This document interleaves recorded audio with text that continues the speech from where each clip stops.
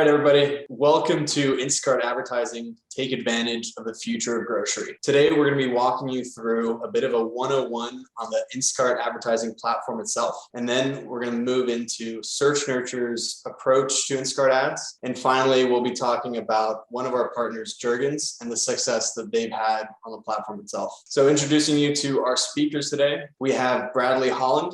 He is the head of ad agencies and API partnerships at Instacart. And we also have Spencer Padway, who is the CEO of Search Nurture. We're going to go ahead and get started with Spencer and a bit of an introduction to our agency, Search Nurture. Hey, I'm Spencer Padway. Great to have you all here. Search Nurture is a full stack digital marketing agency. We were founded about 4.5 years ago, and we focus on helping consumer products sell online. One of the major ways that we do that is through our proprietary platform, SearchRamp, which stands for Retail Ads Management Platform, which helps us optimize and sell things more quickly on D2C e-commerce platforms like Instacart and other retailers. So we're really happy to be able to talk to you today about the advantages and big uses of Instacart. And I'll let Mike and Brad take that away. Awesome. Well, thank you, Spencer. I'm very excited to be here today. Again, Bradley Haaland.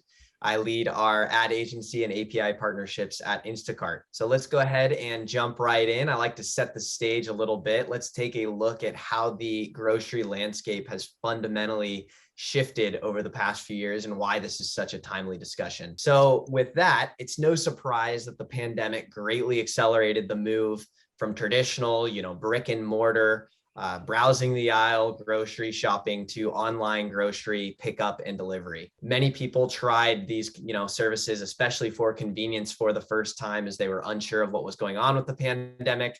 They did not want to risk going to stores until they had a bit more information.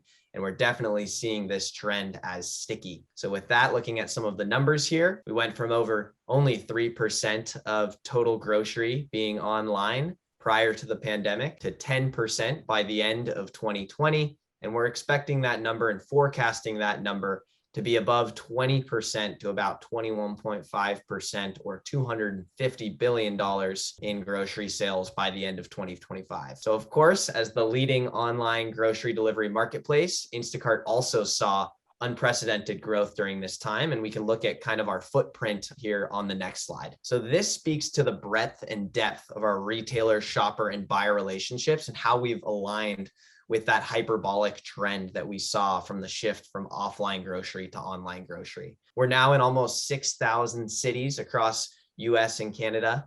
We have 500,000 dedicated shoppers, up from just 100,000 shoppers pre-pandemic. We're available to 85% and 90% of US and Canadian households, respectively. We partner with over 700 wonderful retailers, equating to 65,000 stores. And we now actually have 26 states with alcohol delivery. It's also important to note that this list is not static. It's a dynamic list. We are continually adding new retailers to keep up with buyer wants. And we're also adding additional shoppers to keep up with increased scale and demand. So for example, we recently added Dollar Tree, Family Dollar, 7-Eleven, all with our priority 30-minute delivery option. So what exactly is Instacart? How does it work and who are our consumers? So this may be a refresher for some of you Instacart, veterans or power users, but I promise to only spend a few minutes. I do think these next couple slides will be helpful for those of you that have never used Instacart's app or website before. So at its core, we are the largest North American grocery delivery marketplace. As this, short equation on the screen nicely points out, it allows a user to shop all of the grocery brands that they love from the retailers that they trust, delivered to your doorstep in as little as 1 hour or even 30 minutes with our priority delivery option. So pretty fantastic service. And what does it look like? Here we have the mobile view, but it's very similar to the desktop view. If you're to log into the application, you're going to enter your zip code and also select a retailer within your neighborhood. You can then shop that retailer browsing the digital aisles, as we like to say. You can add your favorite items to cart and also discover new items. You then select a time for delivery, you place your order, and you pay. Once you click that pay button, that order will get dispatched to one of our dedicated shoppers. That shopper will then shop, the brick and mortar store, adding all of the physical items to their cart. They can communicate with the buyer if they need to, if, in case of maybe an out of stock issue or some other issue with the order. They then pay for that order with their Instacart credit card, essentially checking out, and then they drive that order to buyer's doorstep. All right, so that's how it works, but who is actually using our platform? Of course, as marketers and advertisers, as I'm assuming many of you are on this call, you want to know who you're reaching with Instacart advertising solutions. The bottom line here is that Instacart customers are an incredibly valuable audience. Most users are coming to our platform to not only buy products that they already know, but also discover and try out new items. They definitely have a high propensity to check out. You're not really coming to Instacart to just browse and then not check out. As for our demographics, we do skew pretty heavily female. Many have children in the household or full-time jobs, aka, a lot of our users are very busy.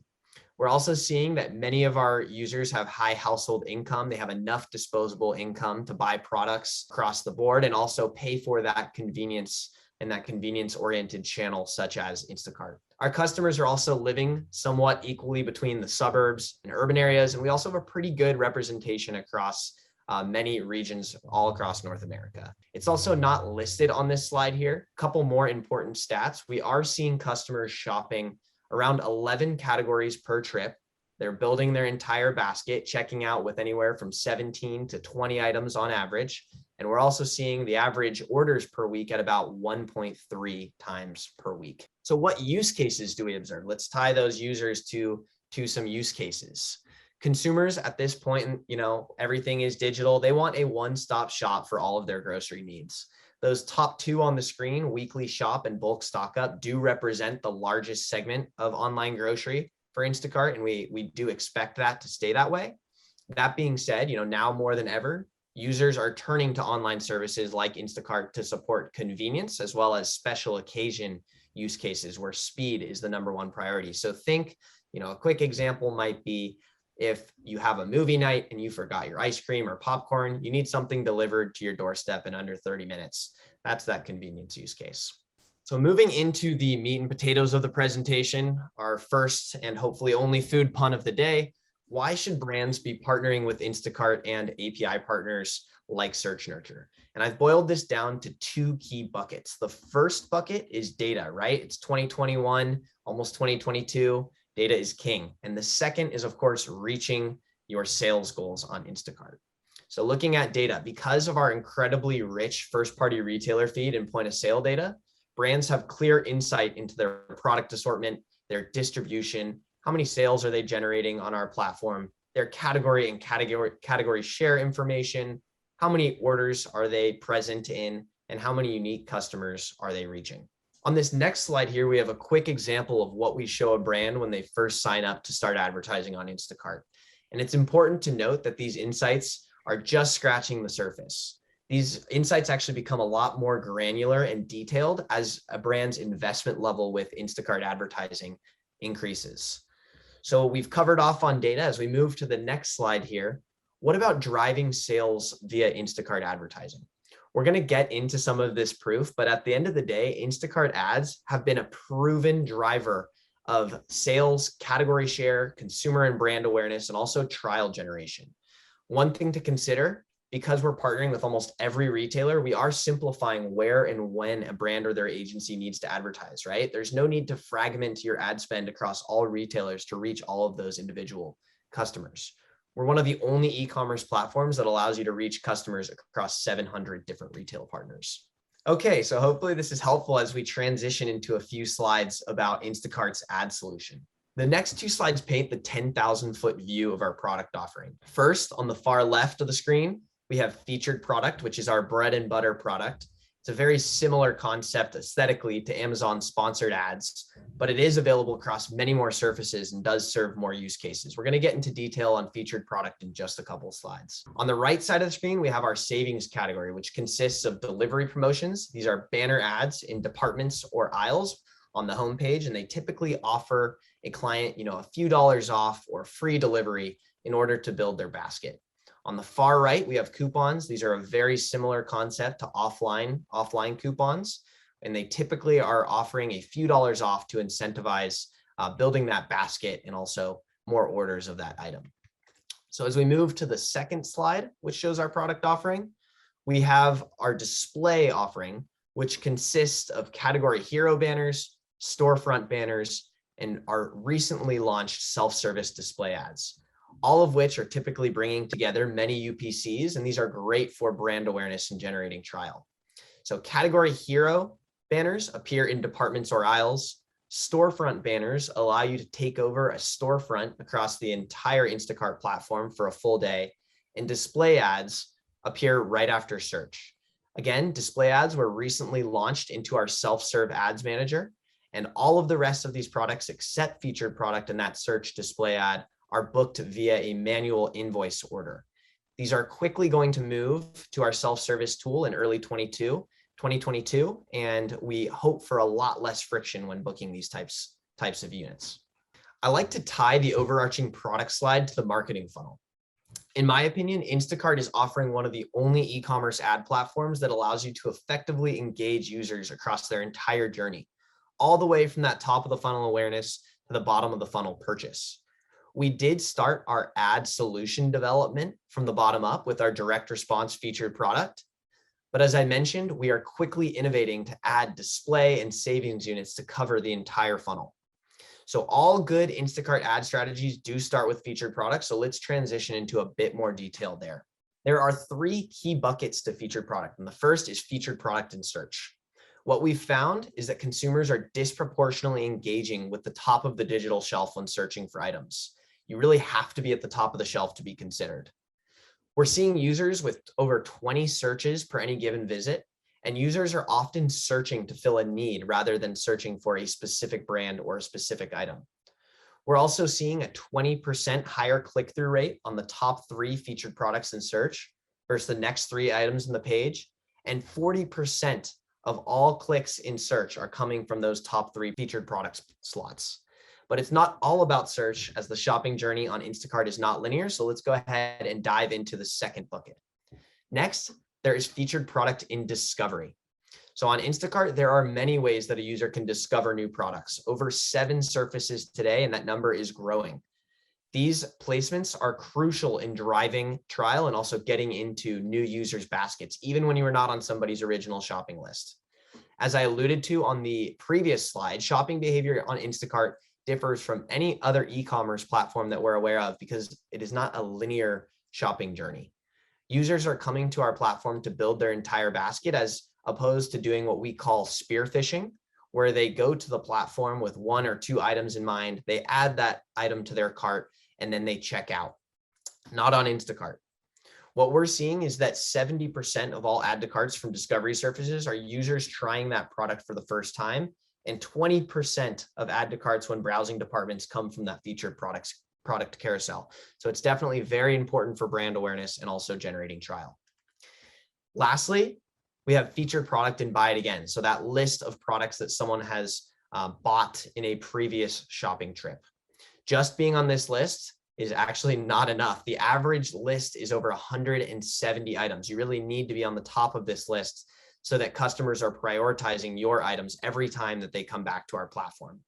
Users are primarily using this list for convenience. We're seeing 67% of add to carts in buy it again coming from that featured product carousel. So, just a little bit of time to get to those first few products, and 30% of add to carts are coming from the top 4 spots. The user is not scrolling deep into this list. So hopefully you're getting the idea here. A strong featured product strategy across search, discovery, and buy it again is imperative to success when it comes to advertising on Instacart. All right, so let's summarize what featured products can do for your business. These are truly the proven tactic to get your products off the shelf and into as many users' baskets as possible. Number 1, they can help you boost sales. The more real estate that you own on these high visibility shelf placements, the more customers that are going to see your products, click on your products, add your products to their cart, and ultimately buy your products.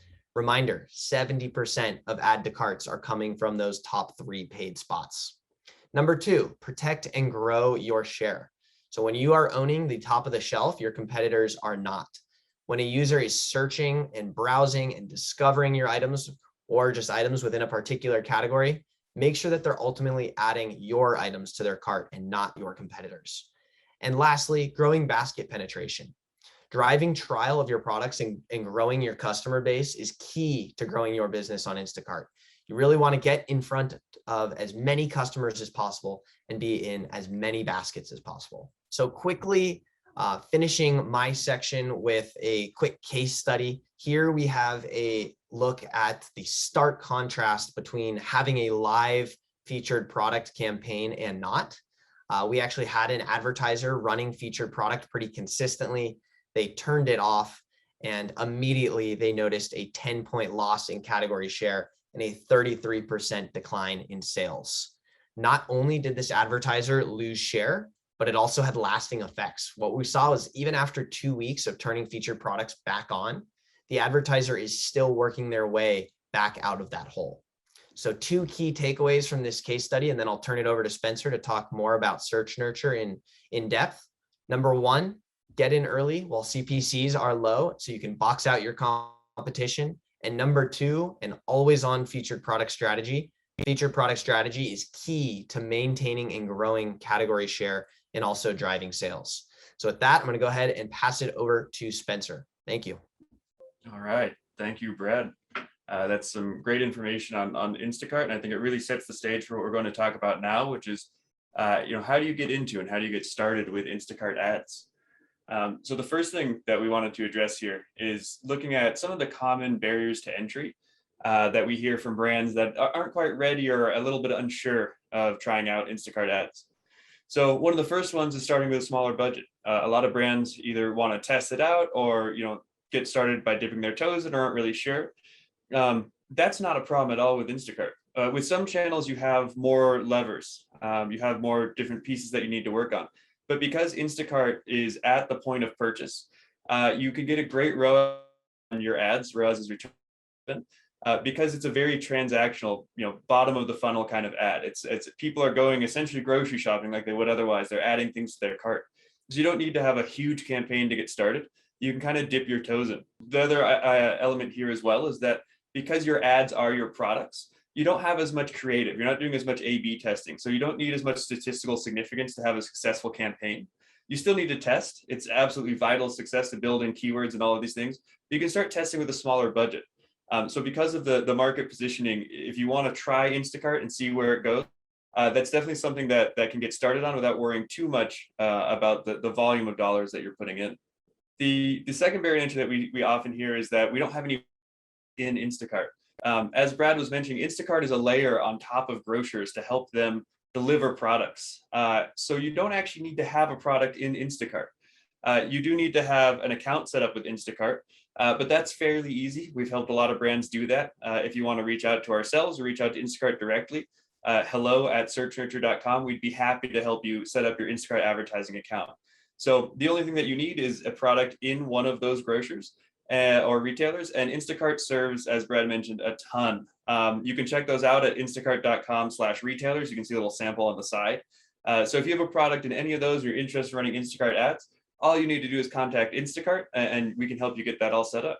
The third one that we hear a lot is, well, we're a new brand or we're really looking to launch a new product. And that's fine.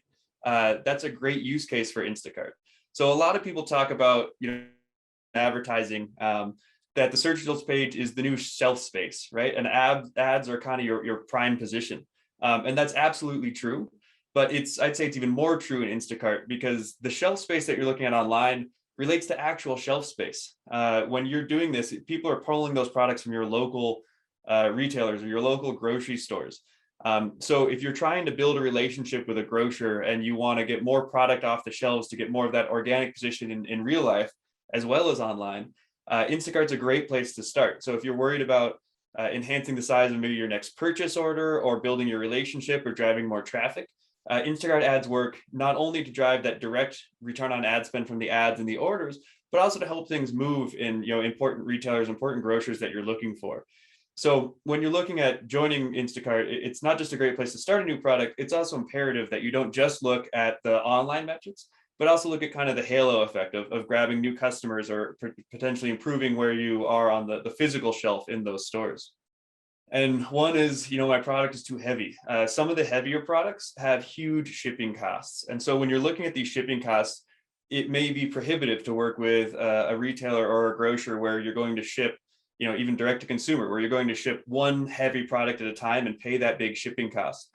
One thing that's great about Instacart is because they're delivering a whole grocery order, there's no additional shipping cost to your purchase. You have that agreement with your grocery or your retailer, but you don't have to worry about that extra cost. So it's a really great place to find an efficient ad spend, especially when you're looking at the holistic value and the holistic cost of running your product on one of these. So those are our most common barriers to entry. If you have any others that you're thinking about, definitely ask us at the end of this webinar. We're happy to talk about them. But let's talk a little bit about how to get started with Instacart. So the first thing getting started is we want to set up goals. We help a lot of clients set these up. But the big thing is before you start your campaign, you have to know what you want to get out of that campaign. So there's a whole bunch of different ways that this can go. Do you want to drive awareness? Or you want to drive more in-store purchase? Do you want to increase sales in your tried and true products, gain traction for new products, defend your current products from other advertisers? All of the above. And so thinking through all of that before we get started is a huge piece. And that goes into understanding your costs. If you want to do all of the above, you're probably going to need a bigger investment if you're starting with 8 different goals. If you have a smaller budget, maybe we choose one of those goals and we can get you rolling there. There's other factors to keep in mind as well when talking about costs. If you want traction on a new product with no reviews, it's going to be a worse ROAS to get started, right? But as you build those reviews and you build a little bit more traction, that's going to optimize. So maybe focusing on that and getting that traction before we move to some of those other ones. And then the last one is defining success. So really understanding, what success looks like. So if we have these goals and we've set parameters and we understand our costs, if you really want to grow and have a successful campaign, we have to know what that looks like. And so if that's, hey, we sell 1,000 units a month at under a 3 ROAS, and that goal is hit, you want to know that, that the campaign is success, and then be able to, continue investment and growth because you've looked at that and because you have that defined success metric. So once you have those goals, the next step is to start, with kind of an introductory strategy. So to give you a high level of how this would operate, the first thing is you want to choose attainable efficiency goals. So you want to start with a reasonable goal and get the ball rolling and get some data back. And getting that data back is crucial because testing is part of all kinds of search ads, but especially here. Once you get them in, you want to start adjusting your bids, trying different products out, trying different types of targeting. And the more that you do that, and the more that you add, more keywords, more keyword targets, the better that your campaign is going to become. It's going to optimize over time and become more efficient. There's trade-offs. If you set your ROAS goal too high and you say, I want 10x, you might not get that initial traction because that goal might be unreasonable and you might not even be able to get started at that. The flip side is if you have a budget and you set your ROAS goal too low, you may not actually be profitable, or you may run out of your budget before you get to a goal that you feel more comfortable with. So a big part of this is understanding what works for your business, understanding your margin on your products, understanding the cost of the ads, and where you would be comfortable building and growing your digital marketing strategy. And if nothing else, start at 3x. The reason that we say this is sometimes it's a little overwhelming to have all of that data. People want to get moving. You want to try things out. And so you can always start with a goal and optimize and shift this as you're working with it. So if we start running it, you'll get that data back. We'll have a better understanding of where your market ceilings and floor is, and where your point of diminishing returns is, or maybe we'll find out that we can go way higher than that ROAS goal. We have a bigger piece. So, once you get started, it goes back to that data and the value of testing and learning and being able to learn each of these different pieces. We can always work with Instacart as we have in the past to provide you with benchmarks for your industry or various data. But the best data is going to be the one that you run with your own product at your own price point and really start getting those learnings to understand where you can go. So where do we want to start? As Brad mentioned earlier, we want to start with featured products. The reason that we really like featured products is, one, they're very reminiscent of what you're working with a brick and mortar store. It's your shelf space, and the best shelf space is going to get the most eyeballs. So being able to get your product up there is going to be a really crucial piece to getting this started. The other is that these are close to the transactional sales funnel. So we can start running this and see what the current market is for your product based on the keywords that we're bidding on. And from there we can figure out, is your ROAS going to be successful? And with featured products being generally the most efficient return on ad spend, that's a great place to start. If we find out that you need more customers or more people searching, then we can engage in some of those other things that Brad mentioned, like display or email, driving more of those awareness drivers to fill the top of that funnel, so we have more people arriving at the featured products. This is also largely keyword oriented. So there's a number of bidding strategies that we can implement to gain a competitive edge and continuously optimize this. And we'll talk a little bit about those on this next slide. So the most common bidding strategy is going to be a return on ad spend. So an efficiency-based campaign. And that's generally saying something along the lines of, we want to perform at this ROAS, and if we do, we're happy to increase our budget. And if we can get even higher than that, we'll be happy to increase our budget even more. That's generally the baseline or the gold standard of how you want to start one of these campaigns. But there's a lot of other items or reasons that you may want to work on these. So market share is very popular, or awareness, or basket or household penetration. So there may be goals to find more awareness, dominate kind of your market or your search. And typically what we do if we're adding one of those is we actually combine them with ROAS. So we might say, okay, return on ad spend can be on a sliding scale. So if we're hyper efficient, maybe we're at a 10x return on ad spend, but we want to double our market share right now, double our household penetration. So we're going to lower that to half of that, to 5x ROAS. We know we're not making the maximum profit because we're achieving this other goal on the side.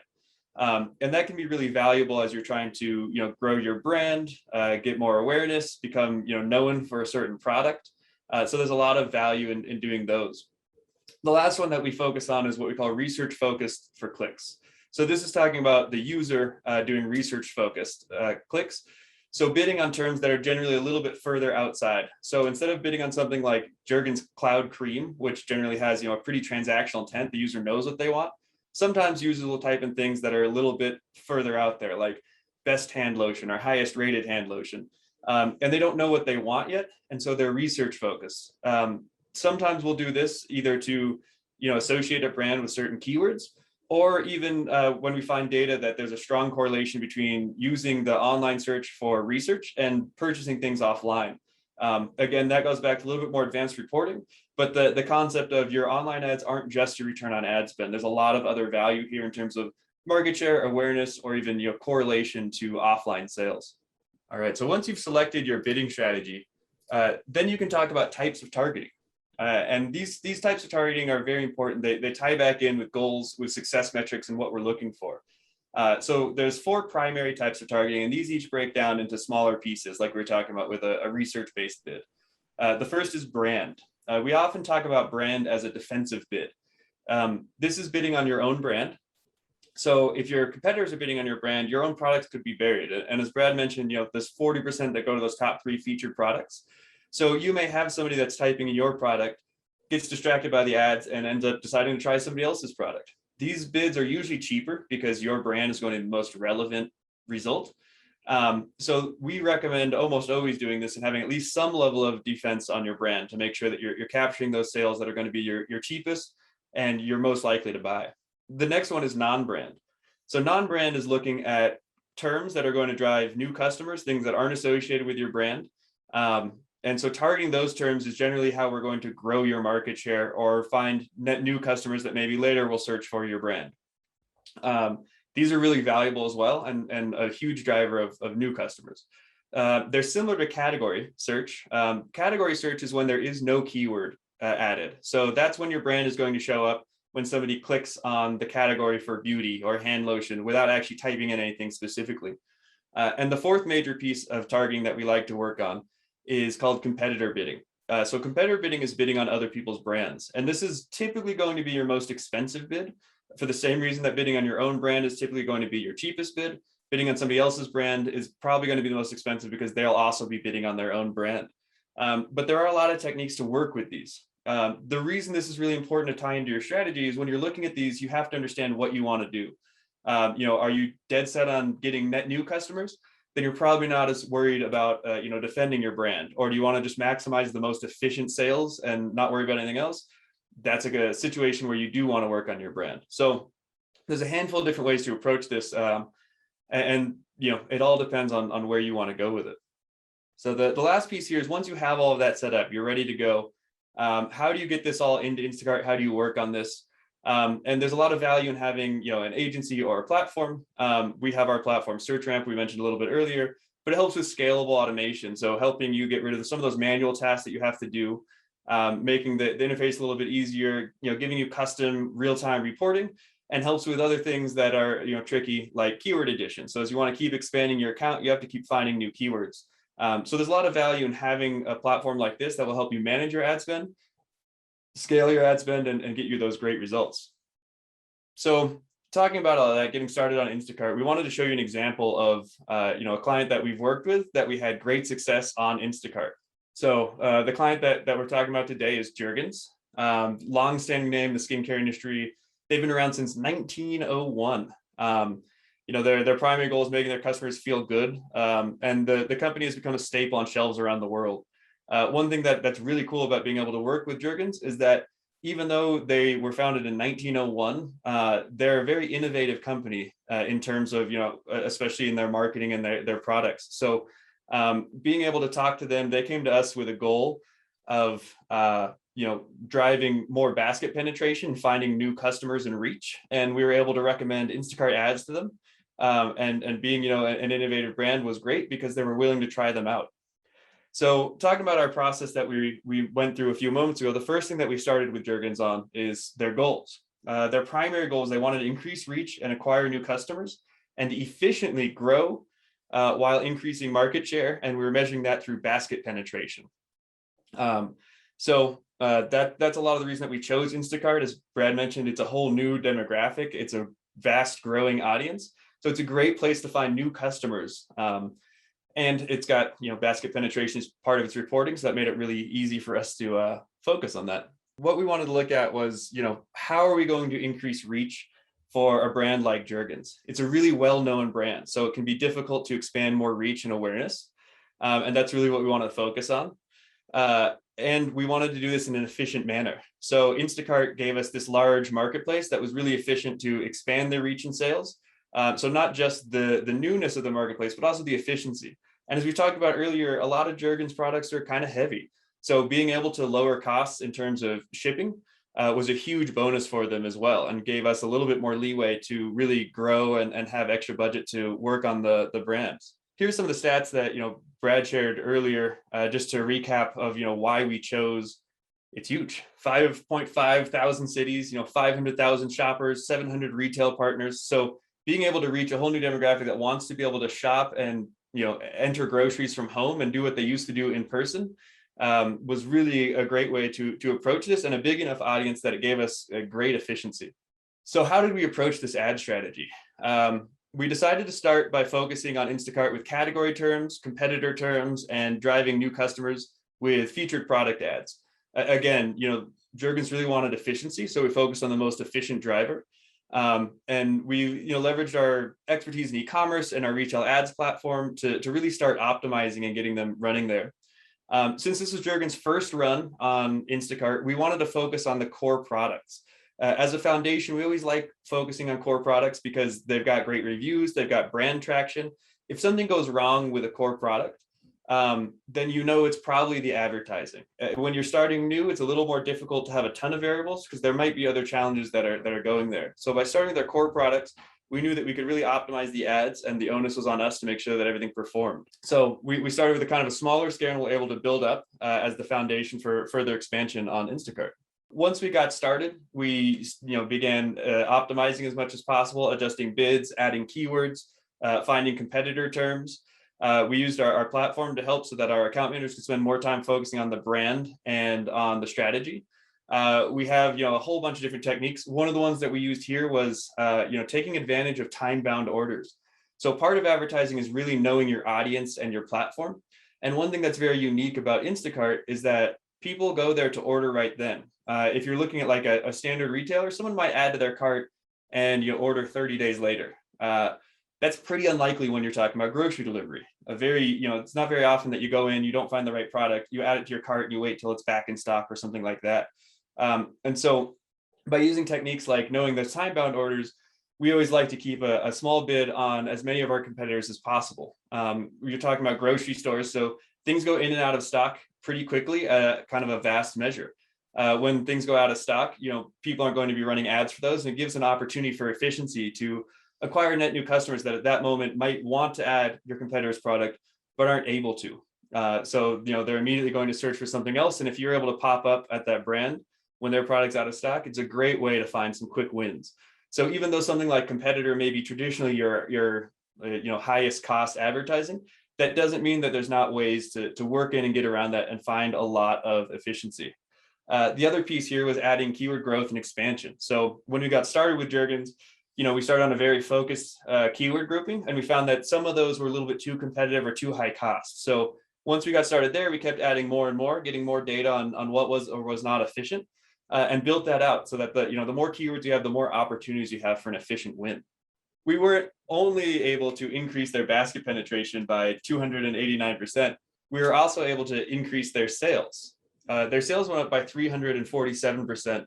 Over the nearly 3-month period that we were able to start running these Instacart ads for them. So huge wins on both increased growth, new customers, and market penetration. And you might be thinking, well, of course, sales increased if you put a bunch of budget towards it. But if you look at the next slide here, we were able to do so with that key adjective, efficiency. So the efficiency goal there, you can see, is the orange line.